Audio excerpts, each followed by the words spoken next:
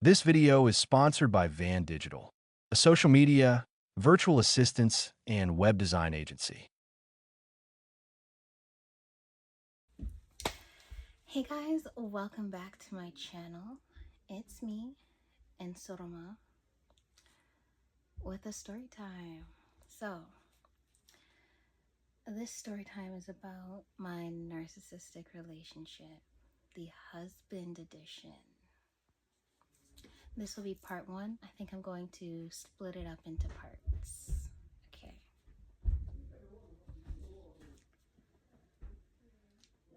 So, it was about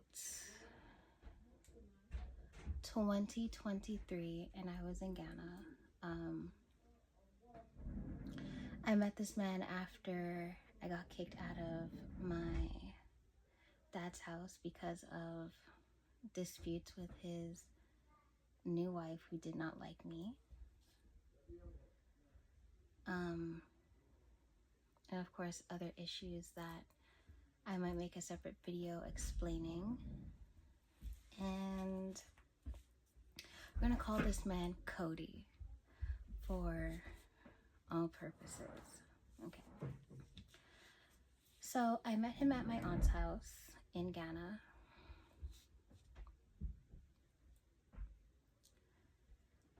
This was my lowest moment, and if you see me looking down, I have written it out.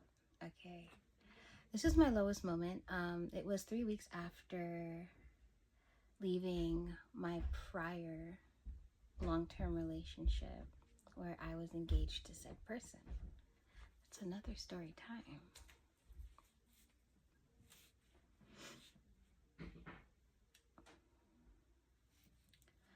So my aunt took it upon herself to find me a husband at the age of 25, although she herself was unwed.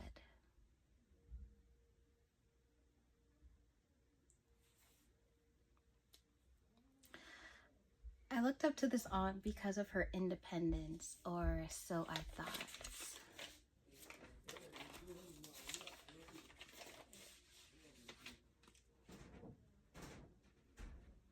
I saw some odd things about this aunt, but I disregarded it because I was grateful for her help.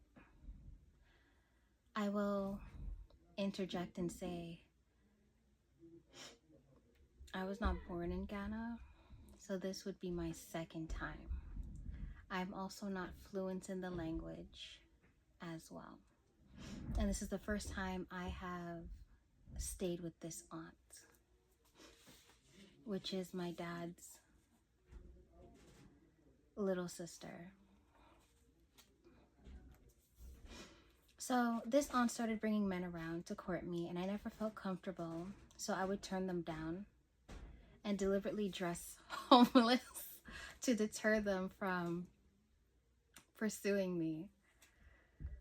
And due to my intuition that I just had a feeling that all of these men were attached.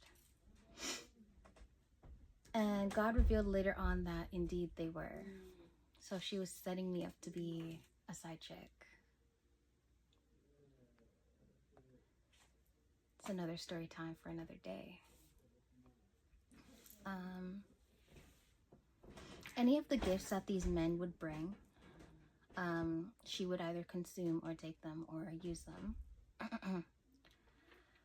And I told my aunt, okay, so she also brought one of her business partners who would buy materials, construction materials, essential construction materials from her. And I believe this business partner expressed interest even though he was heavily attached and with child. I told her I didn't want to pursue him or be pursued by him because I just felt in my spirit that he was attached. And that same night, I told her that I'm not a side chick, I am a wife. And The next day, the same man confirmed that indeed he did have a wife. So I am grateful for not being able to do anything with those types of men and having the discernment to do so. After I told my aunt that I am a wife and I am not a side chick, I saw a change within my aunt. Things were never the same after that. And I know why. Sorry if you hear banging. That is Chunk Jr. Yes.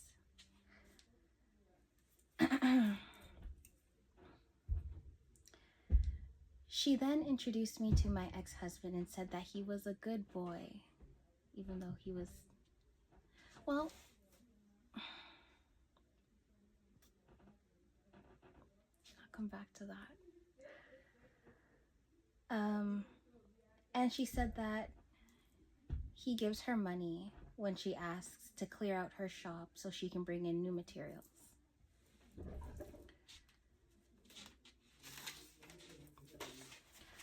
I have never been a woman that has been moved by money. You cannot buy me. And of course, when I told Auntie that, I said, okay, that's good for you. I don't care what his pockets look like. Money doesn't move me and it doesn't dictate love. Another change happened. And stereotypically, many people of my ethnic group, or mine and my father's ethnic group,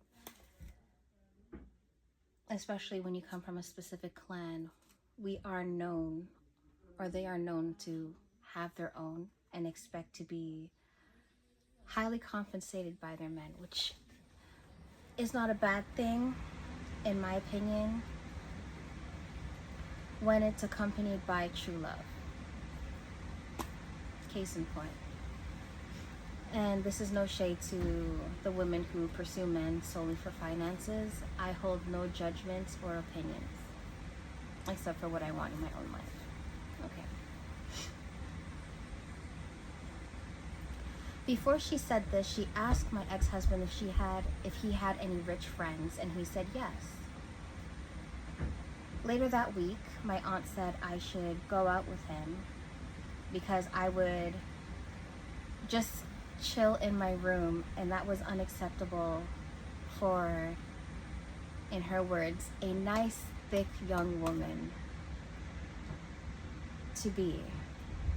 So once again, she took it upon herself to get me out of the house. I was grateful because I was going through depression. So I will give what is due to Caesar in some aspects. Carrying on.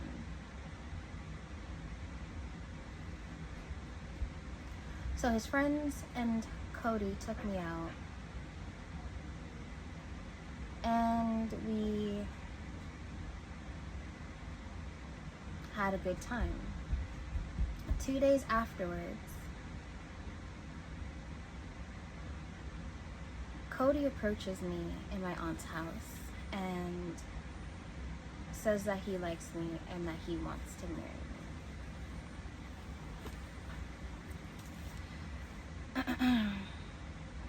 And he told my aunt this as well, and he swore.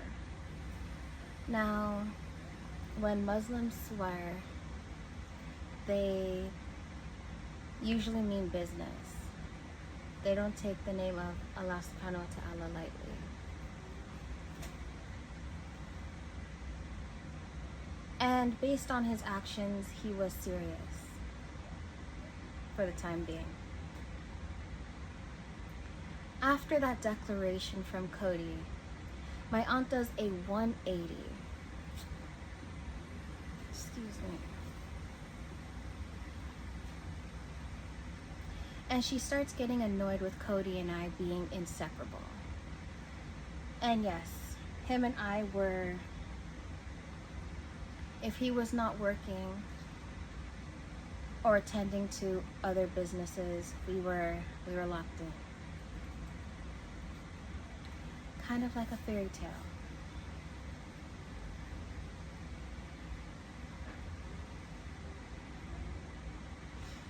My dad was sending money for my upkeep, and she started to pocket it because I wasn't in communication with my dad at the time.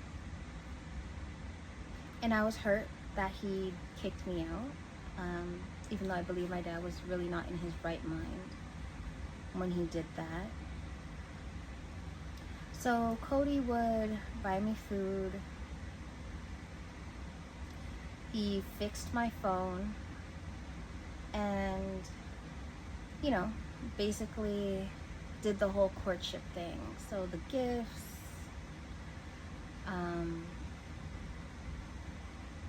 and general upkeep.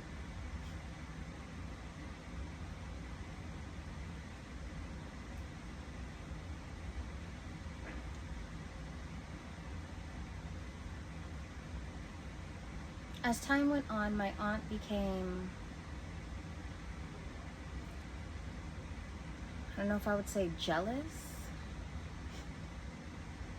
and she started to neglect me.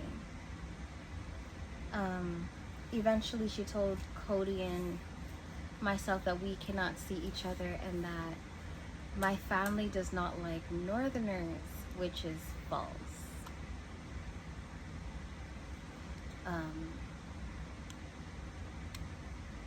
Some people who hail from Ghana may be tribalistic, but I didn't grow up with that, especially having a background of mixed ethnicities. That wasn't common in our home, or even it didn't exist, I should say. And she would try anything and everything to dissuade us from being together, even though she was the one who initially pushed me into Cody's direction.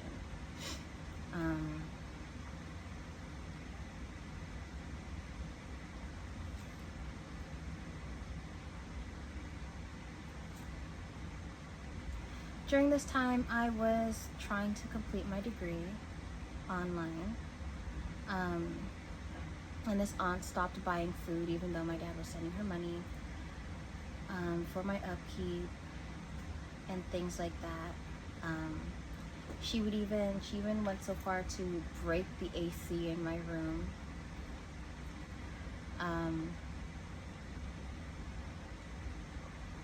While ECG knows who's who.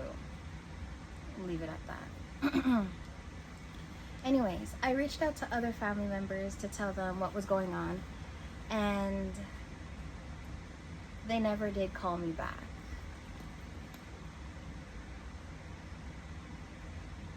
One day I went out to get the breakfast that Cody bought me, and I was out there for about 5 minutes, and I turned back to go inside the compound. And as I'm walking into the house, I close the door behind me because I see my aunt is at her shop, which is connected to the compound. And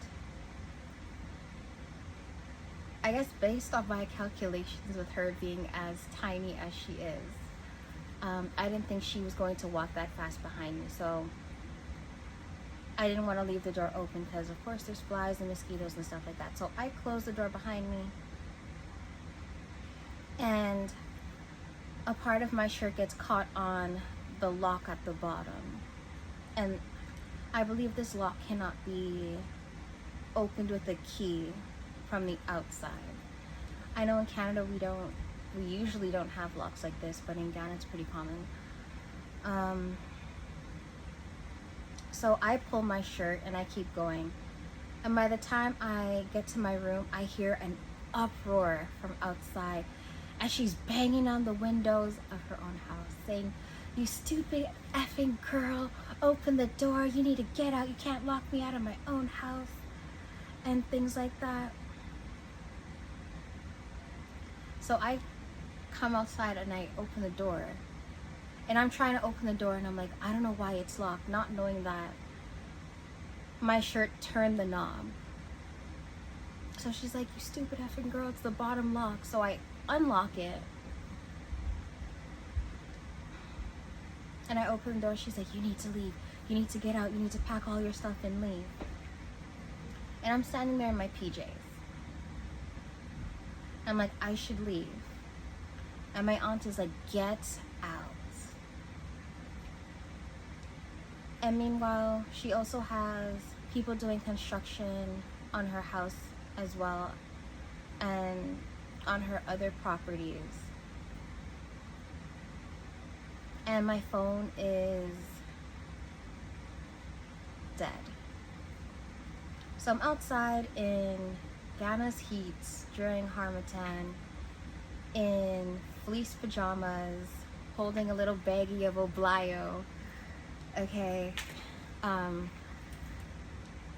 I tried to go to my cousin's house, as he also lives on the compound in one of the units that she has built. And he's not there. And his wife is not there. And my phone is dead. Luckily, before my phone died, I was able to call Cody and tell him what happened.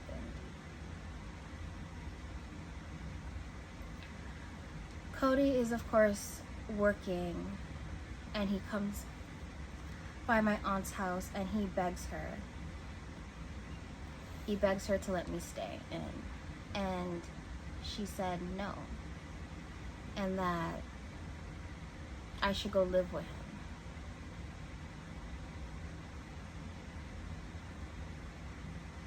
Yes.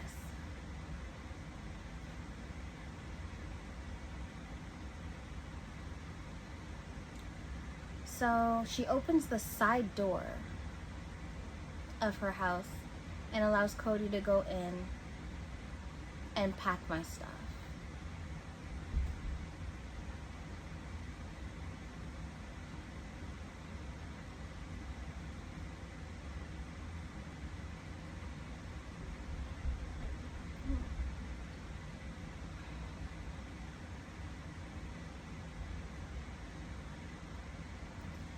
Cody begs her to allow me to stay, as this was actually the third day of Ramadan. And this is, of course, my first Ramadan as well.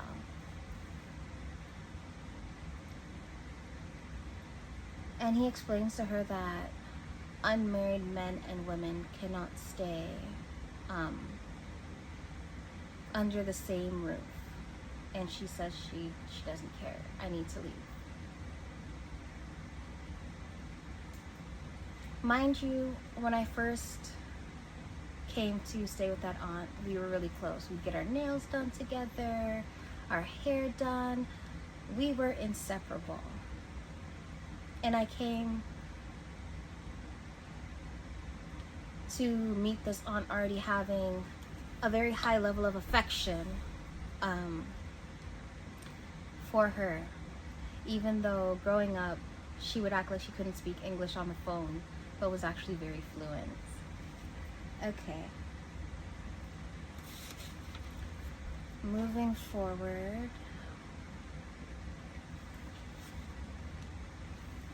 So Cody takes my stuff and we end up going to his place, and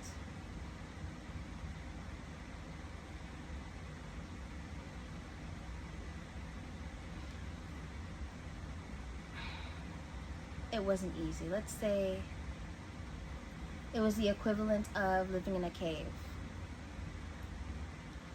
Very Spartan, if I put it nicely.